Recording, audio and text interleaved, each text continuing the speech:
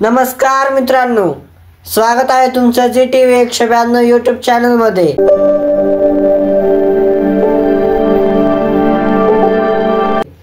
आज बाबा आणि आजी सुंदर असा अभंग म्हणणार आहेत। अभंग आवडल्यास व्हिडिओला कमेंट करा, लाईक करा आणि शेअर करा। तर चला आपण अभंगाला सुरुवात करूया। सबस्क्राइब करायला विसरू नका मित्रांनो। प्रसादाची